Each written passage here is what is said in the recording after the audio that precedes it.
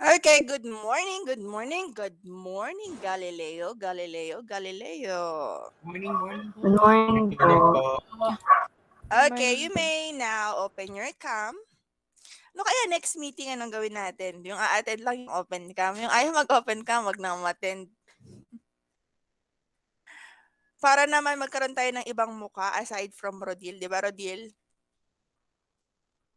Okay. So, in the previous weeks, okay, previous talaga, no? So, you should able to learn about the electromagnetic, what is electromagnetic spectrum or what is electromagnetic wave, as well as, okay, as well as the computations of the electromagnetic waves. Okay, so today we will be having a short review. If you are already, if you have view or learn about the previous lesson. Okay? Sisiw na lang to kay Rodil. Okay, sisiw, di ba? Okay, let us now proceed. So let's play yes, no, video on, or raise hand. So if you said yes, if your answer is yes, it means you need to uh, open cam. If no, you need to raise your hands. Okay, so let's check if you learned the lesson from the previous week. Okay, ready? 5, 4, 3, 2, 1. Is all parts of the electromagnetic spectrum have the same speed? 5 seconds. 5, 4, 3, 2, 1. Okay. So as I've seen in my computer, only Benedict have an open cam. So the correct answer is Rodil. Okay, si Rodil ang tamang sagot. Bakit open cam? Kay Rodil, can you spill why is it open cam? Kumbaga lahat po ng mga waves sa electromagnetic spectrum, lahat po sila may speed ng nakatumpas ng speed of light when in a vacuum, which is around 3 times 10 to the 8 meters per second. What's only different in here is yung frequency, kung gaano lang ka often yung pagbabibrate, but still yung pag-away ng pag-propagate, they're still the same. Only however, Okay. mas marami lang ang vibrations. Thank you very much. So all of the electromagnetic wave have the same speed, which is, as mentioned by Benedict, 3 times 10 to the 8 meter per second. Okay? Yun pare-pareha sila as the same as the speed of light. So pare-pareha sila. At the same time, nagkakaroon lang ng changes yung speed nila if tumama sa liquid, tumama sa different medium. But still, their speed is the same. Okay, nagkakaroon lang ng variation sa speed kapag tumama, halimbawa yung rays or yung radiation in a certain medium. Okay, but still, they have the same, which is 3 times 10 to the 8 meter per second. Okay, next. Okay, off cam. Benedict. Okay, let us now proceed to the next. The relationship of wavelength to frequency is that the longer wavelength has the lower frequency. The relationship of wavelength to frequency, longer wavelength has lower frequency. 5, 4, 3, 2, 1. Okay. So open cam here. Benedict. Hindi ko ma-consider. Paziwagan, is that open cam?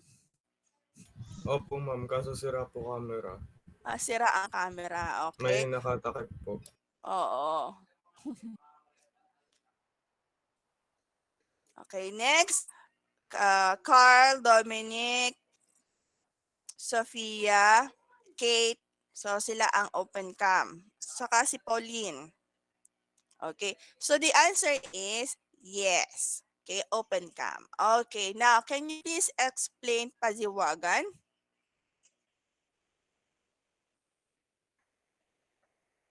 Paziwagan?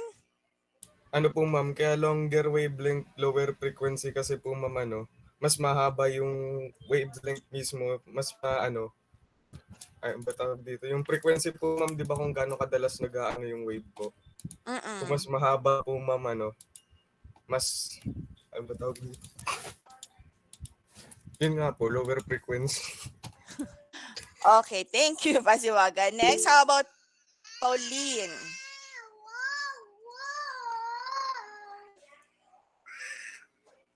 How about Pauline?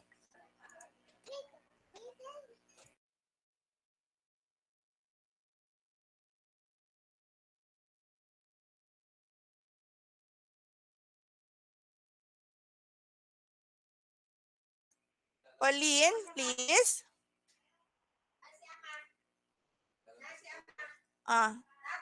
Hello, Pauline. How about... Lakad na. How about yung isa pa nagtaas, si Kate? Nasaan si Kate? Ano nangyari? Orodil again. Keep in mind na kapag sinabing frequency, ito yung kung gaano kabilis yung pagbabibrate ng wave. Ibig sabihin, how fast does it vibrate back and forth? So, ibig sabihin, kung mabilis siya, kung papansinin mo yung graph ng wave, kumbaga parang mabilis lang siyang gumanon-ganon. Then, also keep in mind na yung wavelength is yung distance ng dalawang pinakamababang points ng kasi di ba may parang wave yon. Kumbaga yung distance ng pinakamataas na points yun, ito yung tinatawag na wavelength. So kapag mas longer yung wavelength mo, kung papansinin mo, medyo mas mapapansinin mo, mabilis lang siya mabagal lang siya nag-move back and forth. Mabagal lang siya nag-vibrate. So I believe that's the essence. Okay, thank you, Rodil. Okay, well, okay, Pasiwagan. Tapos Nag-raise hand ka. proportional pa pala po, ma'am, yung frequency pati wavelength. Okay, thank you. Okay, pag sinabi nating wavelength, it is the distance between two successive crests or two successive trough. Yun yung wavelength na sinasabi natin. Wavelength also determine how long does it travel. Okay, ang frequency naman is how many complete cycle ang na-complete doon sa isang particular time. For example, second, how many complete cycle? So, one complete cycle, okay, for 5 complete cycle or 6 complete cycle. So, yun yung sinasabi nating frequency. At the same time, sinasabi in the relationship between wavelength and frequencies, they are inversely proportional. Inversely proportional, the longer the wavelength, okay, the greater the frequency. Okay? Longer wavelength, longer. Ibig sabihin, mahabang distance from crest to crest. It means yung inversely proportion, the longer the wavelength, okay, the lesser the frequency. Okay? Next one, high frequency has high energy. 5, 4, 3, 2, 1. Okay, so magot, open cam, Benedict, Dominic, Trocino, and Ken as well. Oh, and Carl. Okay. So 1, 2, 3, and Pasiwagan. Hindi ko malaman kung sira talaga yung kay Pasiwagan eh. Minsan kabayo, minsan parang Hindi po, tinatakpan ma'am, lang. may background po yung kanina, inalis ko na lang po. Okay. Next. Okay, so correct answer is yes. Okay, can you please explain, Mr. Cadayona?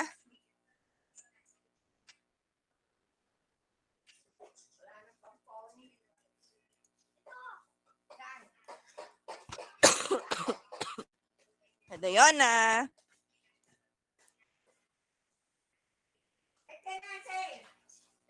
Hello. Nasaan na?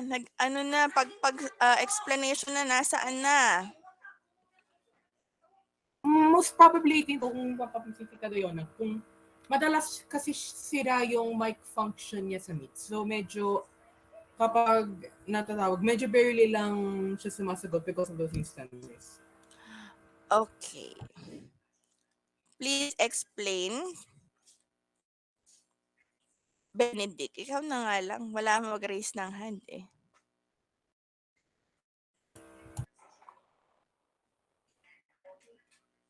Not really sure. Pero Mm. ibig sabihin ba kung malakas ba not really sure. Pero kung ibig pa bang sabihin siguro nito, kapag mataas ang frequency ng mga oscillations, ibig sabihin mas malakas ang impact, especially when tumatama po siya sa isang object.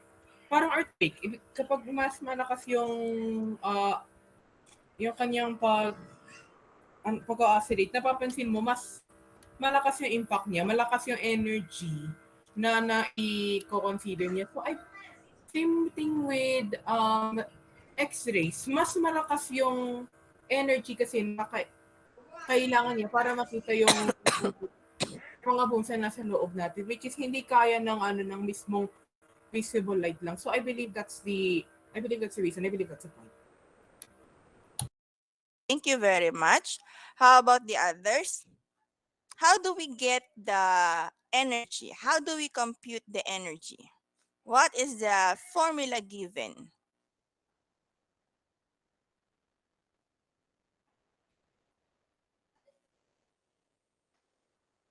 Anybody from the group? Tatagal tayo. Abutin tayong alas 10.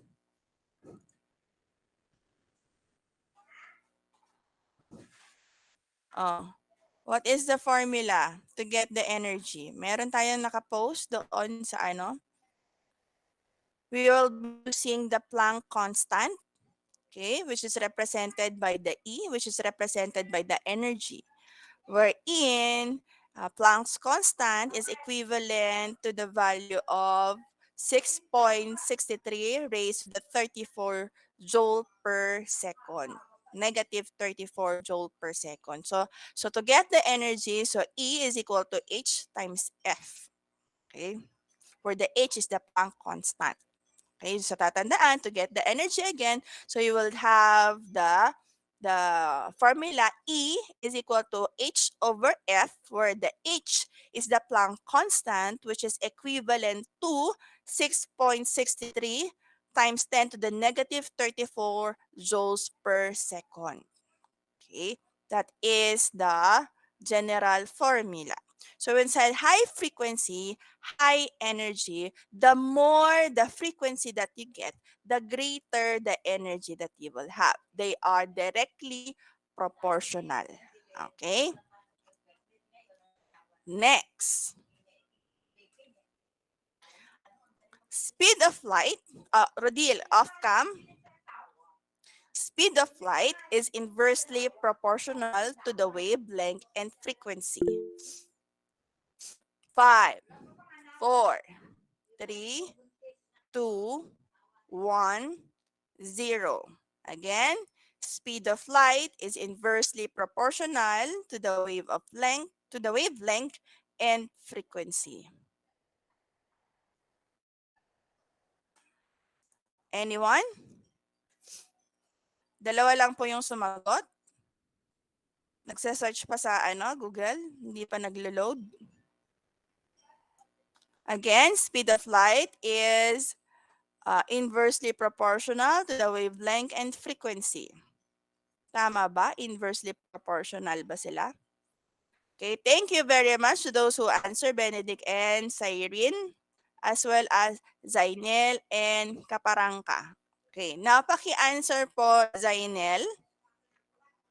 Why is it wrong? Bakit mali ang statement na ito?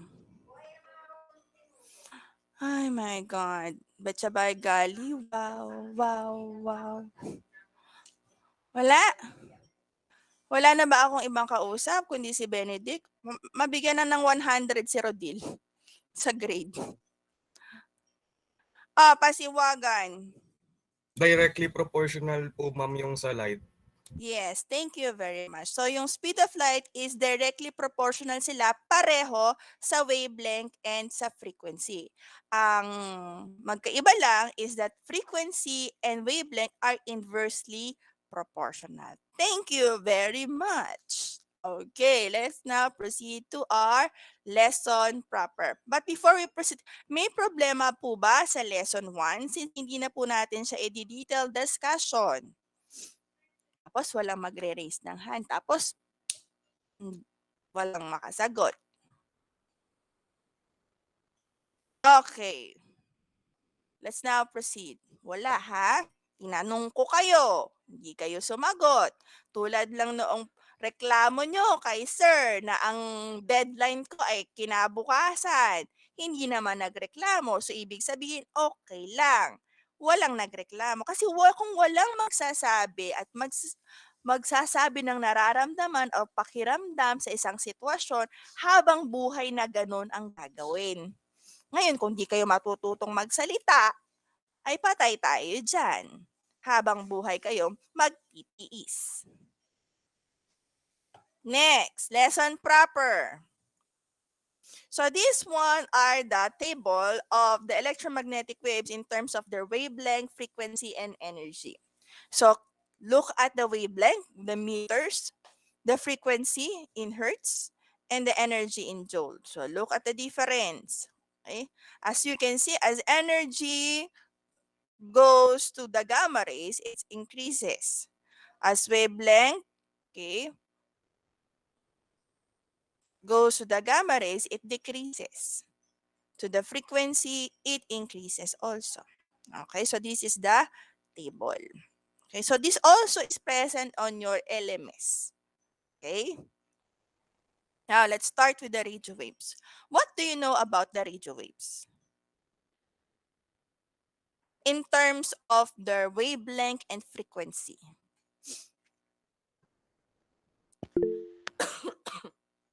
Yes, pasiwagan. Mabigyan Yung na nga radio ng waves po 100 ma'am tong yung mga may to. longest wavelength po ma'am sa electromagnetic spectrum. Ano po again? Sorry, pasiwagan. Yung radio waves po ma'am yung may pinakamahaba na wavelength po. Okay, thank you. Pinakamahabang wavelength. Yes, longer distance travel. Okay, correct. Now, saan pa pwede nating magamit yung radio waves? Rodil. Dalawa lang yung estudyante ko kasi pasiwagan, Rodil. Siguro po yung mga radio waves, pwede po silang magamit sa mga communications.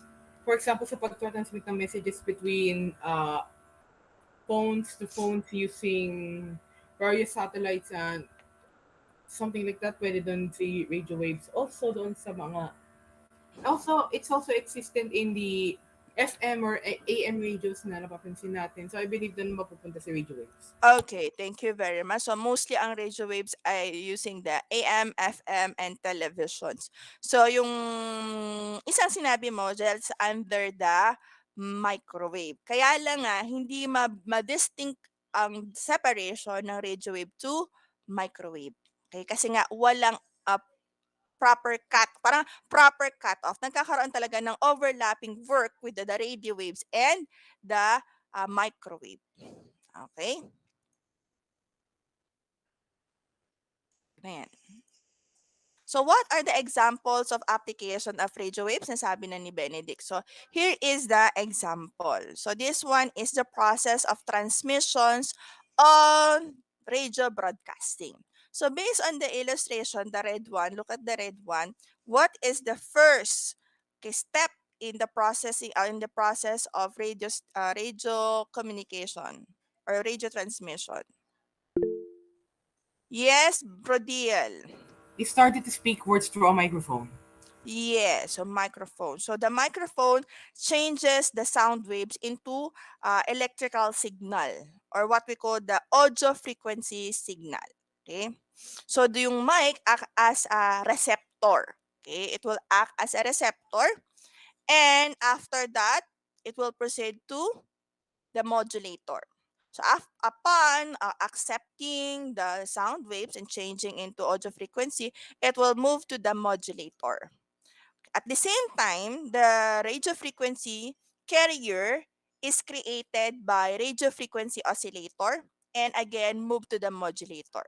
So isang carrier, at the same time carrier as well as the audio frequency will be combining in the modulator. And then the modulator will transform, pagsasamahin niya yung dalawa, the carrier wave as well as the audio frequency. Okay? So pagsasamahin niya dito and excuse me. It will change by means of amplitude modulation, pwedeng by amplitude or changing the amplitude or changing the frequency. Okay? So yun yung proseso. Then we will go, wala dito, it will go to the amplifier. Wala kasi dito sa illustration. Go to the amplifier to magnify the energy para palakasin kasi nga it preparation for longer transmission. And then to the antenna. Okay? To the antenna, okay, it will move to the another antenna of the receiver, yung kulay blue. Then meron tayo dito tuned circuit. Yung kanina kung halimbawa sa radio station kayo, yung ang tuner, so will change change ng frequency. Okay? Change para maasaga ang proper na station na gusto nyo. Okay? Kung familiar ba kayo doon sa mga lumang radyo, yung tuner. Okay? Sa atin meron na digital na eh. Yes, Benedict? So, ibig sabihin po, ma'am, kapag malakas po yung assigned na number po sa radyo, so for example, may mga pangalang radyos, ang ginagamit namin 702. Then may iba naman gumagamit ng 1075. Ibig sabihin pa, yung 1075, mas malakas ba yung frequency ng radio waves? Na Depende yan sa antenna or satellite na sa antenna, yung tower na malapit sa inyo. Depende. Depende yan kasi may ano pa siya, may receiving pa yan eh. Interesting. Parang sa walkie-talkie, meron pa rin siyang tower na inaano to receive the information, to receive the data. Okay, ito sa radio broadcasting to ha. Itong sinasabi ko sa radio broadcasting to. Okay? Ano pa? Okay, pagdating sa tuner, okay, it will be proceed to the demodulator. Halimbawa, napili nyo na yung station na gusto nyo. So the demodulator, it will separate the audio as well as the carrier wave. Then again, it will be amplified, palalakasin, and then to the loudspeaker, and you will hear the sound. Okay? This is the original sound galing from the transmitter. So, yun po yun. So, mga radio broadcasting. Sa atin, antenna. From the antenna ng radyo natin, antenna ng TV natin, hindi naman gagana ang TV kung walang antenna. Tayo ay digital box na ang ginagamit natin. Okay? Okay, next. Excuse me. Ito yung mga sinabi ko. So, process on radio communication. Okay, so I'll send na lang this one to your GC. Next, microwave. So the second radio electromagnetic wave is the microwave. So ano ba si microwave? Can you describe microwave, Cervantes?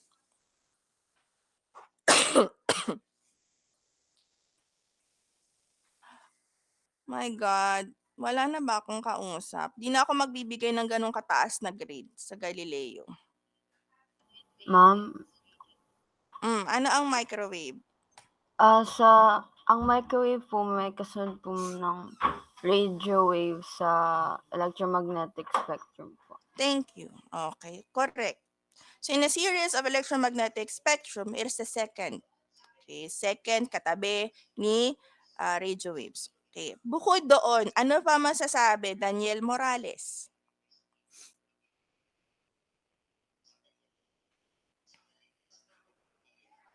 Ay God. Uwian na nga tayo.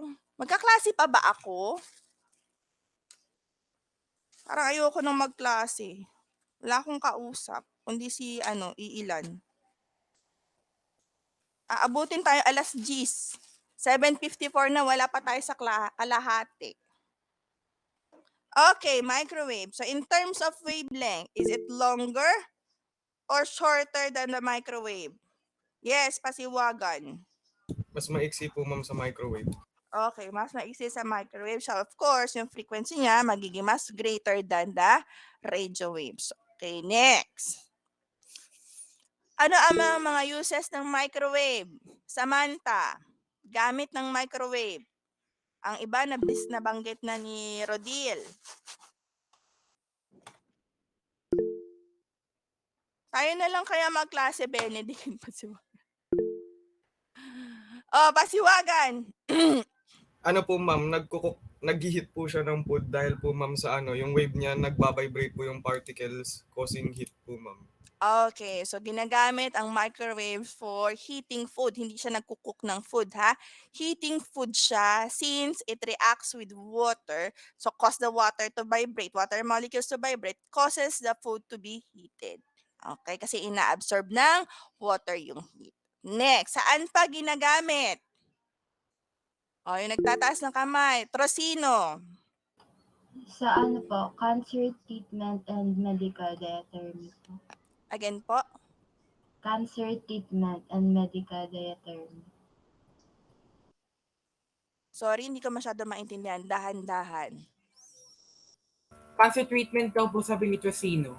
Again, sorry. Cancer treatment daw po Okay, sinabi ni cancer Trocino. treatment microwave. Cancer treatment ba si microwave? Parang hindi pa po cancer treatment po si microwave. Thank you, Trocino, for answering. Okay, next. Sino pa? Yes, Cervantes. Sa satellite and spacecraft communication po. Yes. Satellite and space communication, ginagamit po si microwave since they are mahaba ang kanilang wavelength. Yung kanyang, though mas mahaba pa rin si radio wave.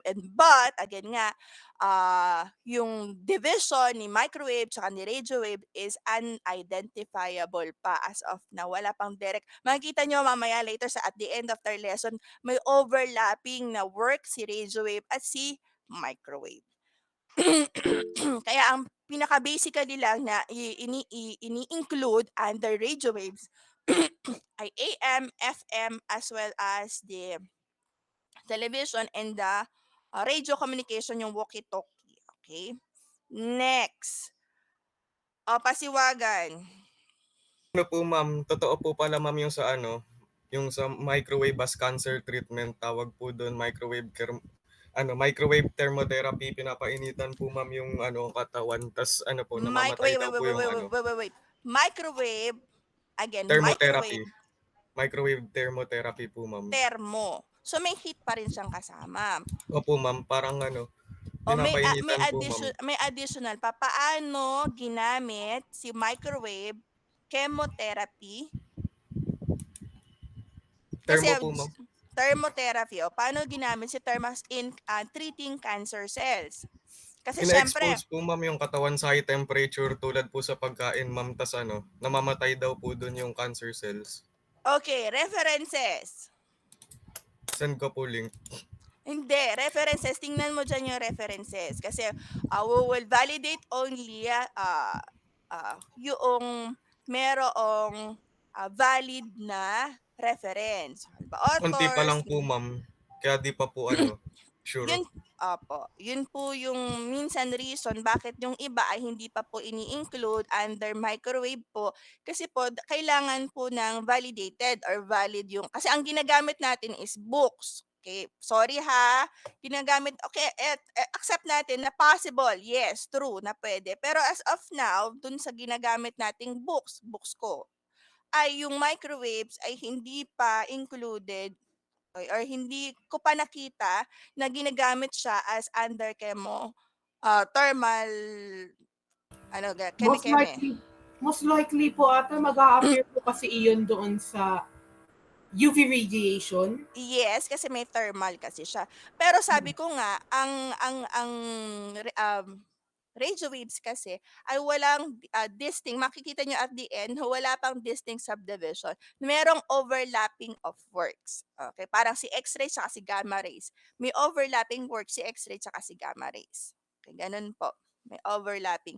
Kaya mapapansin nyo, in any devices, meron din na, ay, may radio waves dito. Alin talaga gagamitin ko? So basically, yung gagamitin, yung basic function ng bawat radiations. So ibig sabihin, di man parang may conflict. Yes, meron pa rin conflict within the identifying which one will be using. Kaya nga sinasabi ko, yung basic muna tayo, yung basic subdivision po ang gagamitin natin. Okay? Pero thank you kung kay Trocino tsaka kay Pasiwagan, you reported it as it is an additional information. But let us validate, so kung may nakita kayong ganyan, let us validate kung saan galing na sources. Pero pwedeng totoo na, kasi hindi naman lalabas yan kung walang pinagkuhanan. Diba? Let's just validate the information. But based on the books that we are using, on the LMS that we are using, so hindi pa siya naka-include under ng microwave. But thank you very much. Okay? Well appreciated po. Next. So here is the illustrations on how a mobile phone network uses the radio waves. The microwave. So yung mga telephone natin, ginagamit natin siya as a microwave. Microwave yung ginagamit. So mapapansin nyo, in other references, ginagamit din si telephone as radio waves. So in these times, ito yung functions niya. Okay? So gumagamit ng antenna to receive the call. Okay? So meron tayo dito ang tinatawag na switching center para at the same time nagsasalita ka, maririnig ka na kausap mo, yung kausap mo magsasalita, maririnig mo.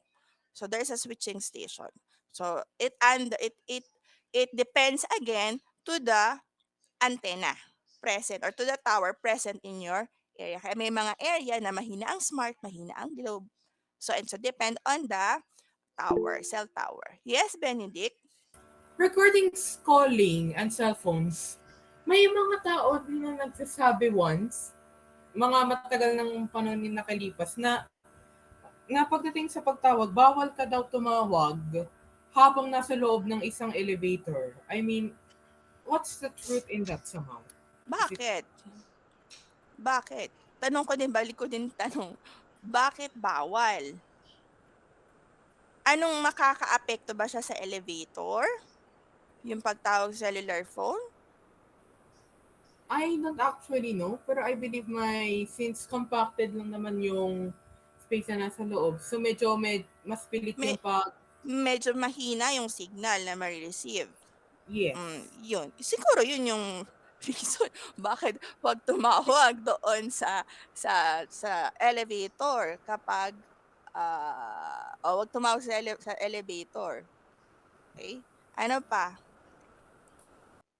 Okay, let's now move on to the next one. So this one is a satellite. Satellite, oh. So ito yung usually ginagamit ni Kim Atienza during the reporting from yung kanyang sasakyan going to the station. Okay, minsan live, binobroadcast. Okay, so Kim Atienza. Okay, so ito yung mga sample. Satellite is also used a microwave. Next one is the radar, the radio detection and ranging. So usually ginagamit saan? Saan ginagamit to? Radar. Saan karaniwan ginagamit ang radar?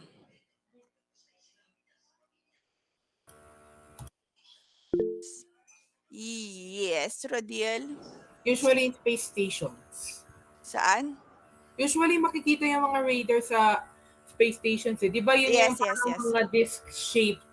Usually Uh-uh. disc shape yung satellite kasi tapos may parang may tuktok sa ibabaw. Ganun kasi yung itsura niyan eh. Especially may something na may logo pa nila dito sa harap. So kanino yung satellite. So I believe that as a radar. Then, ayun.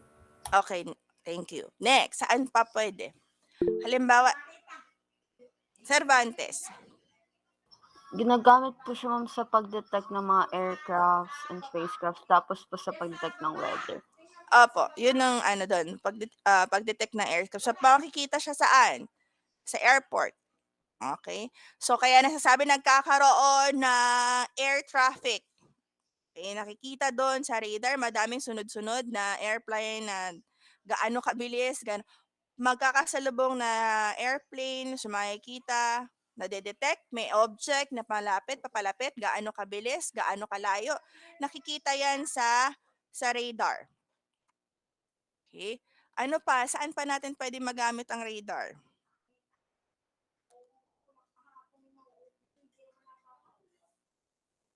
Saan pa? Saan pa natin pwede magamit ang radar? Sa barko. Kaya lang bakit ang tanong, bakit may nagkakabungguan pang barko? So, yun kasi yun. Okay, may radar na kayo. Okay, pwede nyo nang tawagan yung kalapit na ship. Bakit nagkakabanggaan pa? O bakit may times na, itong China vessels ay ganito kabilis na papunta dito. So, yun po yun. So, radar.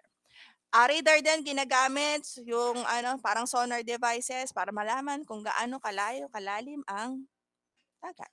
Okay. Yan, microwave. Nasabi na ni Paziwagan. Used to cook. Not cook. Used to heat food. Kasi ang microwave ay pampainit lang. Hindi naman siya talaga nakakaluto ng pagkain. Kahit anong ilagay mo dyan, hindi. Masusunog lang yun. Iba pa rin ang microwave sa oven. Yes. Iba pa rin. Yes. Paziwagan. O sasabihin mo popcorn. Oo naman. Pwede. Popcorn. Yung Oh, infrared po, ma'am, siya po yung pangatlo sa electromagnetic spectrum. Tas yung pinakauna ng visible spectrum. Tas di po siya nakikita ng visible eye kasi sobrang baba po ng frequency. Kaya po na-discover po siya noong 1800s ni Sir William Herschel. Gamit po yung prism. Tas tumama po, di ba, nag-diffract yung light, tas nakita po yung 7 colors. Siya ba nakakita ng 7 colors? Hindi po, ma'am. Yung sa infrared lang po, ma'am. Siya po yung Okay. nakadiscover. Okay. So, infrared. Pag sinabi nating infrared, tama yung mga sinabi ni Paziwagan. They are, sorry, invincible to the eye, but we can feel it. Nararamdaman natin. Kasi si infrared is the mostly heat. Okay? So, infrared means below red. Okay? Infrared light is the range of light waves that have longer wavelength than red light in the visible spectrum. So, kaya sila below red. But we can feel the infrared. Okay? Invincible to the eye, but it can be detected a sensation of warmth on our skin. Okay, so ito siya. So, saan ang gamit niya? So, usually yung scanner, thermal scanner, makikita. So, the more the red color or orange color it is, the hotter it is. The most green na color, the bluish color is, mas colder it is. Okay? Okay, tingnan nyo. Paano po Green. nagkaroon ng heat sa remote? Infrared po iyan. Yeah, so ibig Ito, sabihin, so, di ba sinabi natin na kapag sinabing infrared, it has something to do with heat. So, Opo. kung nagkaroon ng heat transmission doon sa remote, like paano po siya nararamdaman? Baka may pan-detect ng light yung sa TV. Iba yung sa infrared, para lang din siyang Bluetooth. So pag binalikan natin yung lesson, yung topic, ibig sabihin, may light wave siya. Yes, Pasiwagan, do you want to add? Ma'am po pala, ba't po, ma'am, microwaves yung nakalagay po sa quiz sa science, yung sa LMS po, ma'am. Yung Hindi sa pa akong remote. gumawa nun. Sa LMS po yun. Hindi ko po yung ma-edit. Yung mga quizzes po doon ay hindi ako ang gumawa. Alam po bang question doon? Sorry Anong question, Yung Pasiwagan? application daw po, ma'am, ng microwaves. Oh, Sinelect ko po yung di pala kasama po, ma'am, sa application ng microwaves. Sinelect ko po, ma'am, yung remote kasi infrared. Tapos mali po, ma'am. Ay, mali nga. Microwave tapos infrared. Magkaiba yun. Yun nga po, ma'am, kaso mali pa rin po. Alin ang hindi kabilang? Opo, ma'am, yung hindi po application ng microwaves. So double check ko na lang po, ha? Kasi yung mga quizzes doon, hindi ako ang gumawa. Okay, hindi ko naman siya ma-edit. Pag in-edit ko siya, back to zero, mare-reset lahat yan. Pag ginalaw ko yung, halimbawa, ginalaw ko yung question na yun, edit lahat yun. So back to zero kayo lahat doon. Sasagutan nyo ulit. Kaya hindi ko po double check ko na lang po, okay? Dahil na-note ko, if may discrepancy or may mali po, i-minus ko na lang po sa total score. Okay? Kasi ang kinukuha ko po doon ay total score regardless kung anong learning quiz ang nasagutan mo, week 1, week 2, week 3. Ang sinagutan mo ay last week. Ayun po. Kaya kung halimbawa late kayo nakakapag-comply, nakapag-complete, naka-download na ako, yun na pong mismong ano ko ang magagamit ko, yun na download ko. Kung late kayo halimbawa, late kayo nakapagsagot, yung mismong na-download ko, yun na yung gagamitin ko. Kaya minsan nagkakaproblema sa tawag dito? Nagkakaproblema sa scores. Kasi nga po, na-download ko na. Hindi naman siya katulad ng Google Form na ay ma-check ko. Kasi yun ay mahirap mag-check sa LMS. Kaya nga po, gumagamit ako ng Google Form para madali pong ma-check ang inyong pong mga madali ko, ang sagutan na ni Rodiel. First honor. Pag sa LMS kasi, bubuksan mo pa isa-isang pangalan ng estudyante bago mo ma-check. Kaya po, check ko agad kung siya ay late or on time ng submission. Yun ang kaigihan ng Google Form.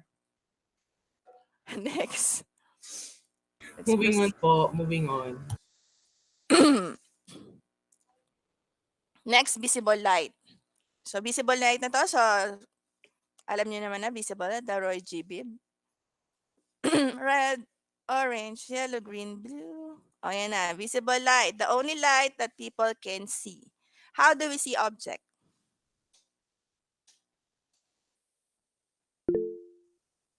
Of course. Rodiel. When asked how do we see objects, ang kauna-unahang characteristic na makapansin talaga natin sa isang object is yung mismong color. Kaya kung napapansin mo kung medyo vibrant yung colors niya, let's say, medyo nakakaano sana sa mga mata natin. Usually through the essence of sunlight. Okay, thank you. We are able to see object because it is reflected to our eyes. Okay? Okay, so ibig sabihin, I can see a jar because the light from the jar is reflected to my eyes. So kung walang light, there will be no reflection, so I cannot see anything. Kaya pag naka-close eyes kayo, wala kayo nakikita because there is no light. There is no reflections of light to your eyes. So yun po yung visible light. Okay? So ito yung emitted from the sun, ito yung mga sources, pwedeng the sun, laser pointer, bulb, ano pa ba? Detected by human eyes. So ito yung mga sources. So napakadali lang naman ng light. Okay. Pinag-aralan nyo na siguro yun kay Sir Rex about light. So next, ultraviolet. Pag sinabi natin ultraviolet, it means above violet. Kaya ultra. Kung panonood kayo ni Ultra. Ultraman. Char. Okay, the term ultraviolet means above violet. So light with a wavelength shorter than visible light is called ultraviolet. Okay, so saan makukuha si ultraviolet? So gusto nyo magpatan? So suot kayo dyan. May ultraviolet dyan. Okay? It can be used to kill bacteria. So pwede rin siya sterilization. So meron tayong sterilization. So usually ito yung ginagamit sa hospital. So sterilized laboratory equipment. Okay? And UV lamp. So ginagamit din siya to detect yung pera if it is fake or not. Okay, so ito po yun. Yan, inaantok na si Benedict. Next, X-ray. So what is X-ray? So ano nga ba ang gamit ni X-ray? Or ano ang wavelength or frequency ni X-ray? Hana?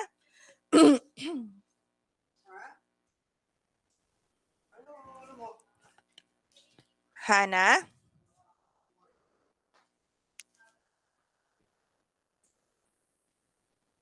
What is X-ray, Hana?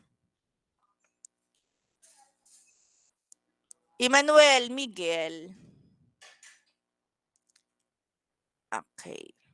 So what is X-ray? So X-ray have enough energy to pass soft tissue. So, but not enough to pass through bones and teeth. So, which are very dense. So, ibig sabihin yung ating mga buto are able to reflect, okay, yung mga X-ray. So, that's why it appears white. So, yung iba absorb, that's why it appear gray. And kapag air, it appears black. Okay? So, eto po siya. So, yung bones natin, so it appears white at yung air sa ating lungs, so it appears black. Mga soft tissue kasi, yung mga soft tissue, it appears yung grayish or black color.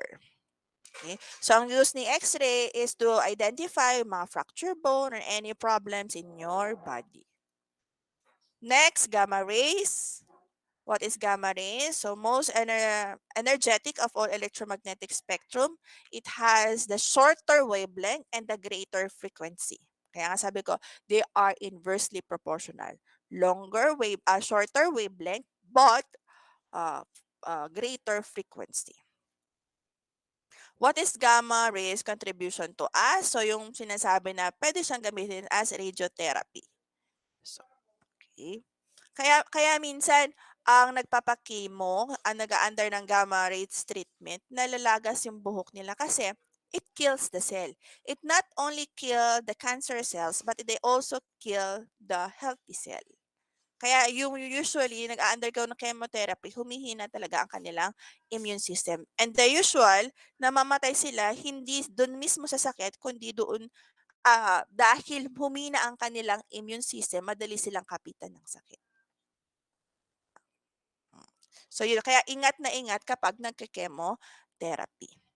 So as you can see here, yung alpha cannot pass through the paper, beta can pass through but cannot pass through plastic, beta can pass through paper but cannot pass through hands, gamma can pass through everything. Okay, hanggang doon sa lead. Yes, Benedict po? Ang alpha at beta rays po ba? Ano yung subsequence po siya ng EM waves or hindi po? Hindi po. Ano po siya? Wala pong, ano lang po siya. Pinapakita lang dito yung functions ni alpha kung saan siya makakapag-penetrate. Paper, plastic, steel, and lead. Pinapakita lang po dyan yung kaniyang capacity to pass through dito po sa paper, sa illustration na to. Thanks. Okay? Next. Okay na yan. Ito na yun, nasabi ko na rin yan kanina. Hindi na tayo mag-game time. So as you can see in this illustration, so radio waves, ito yung kanyang maximum travel of the radio waves in terms of kanyang frequency and wavelength. At titingnan nyo si microwave. So si microwaves are under radio waves. So there is an overlapping function of the radio waves and the microwaves. As well yung FM radio. So may portion doon na under na rin siya ng microwaves. As well as the infrared to microwave. Kaya nga sinabi kanina ni Pasiwagan that there is a microwave thermal. Tama ba ako? Pagkakatanda, microwave thermal therapy. Thermal therapy. Okay, Yes. so yun. So possible, pwede. Okay. Kasi mayroong interaction o may overlapping function between the infrared, radio waves, and the microwave.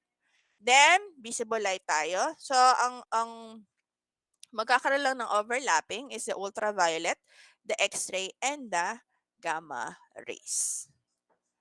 Okay, kaya nga po yung sunlight, source of light. So, at the same time, meron din po doong UV rays.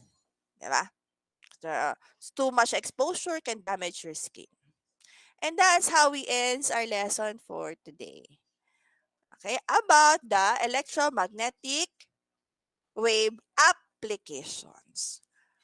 May tanong? Siyempre wala. Wala na magtatanong. Tapos na ang lesson for this day.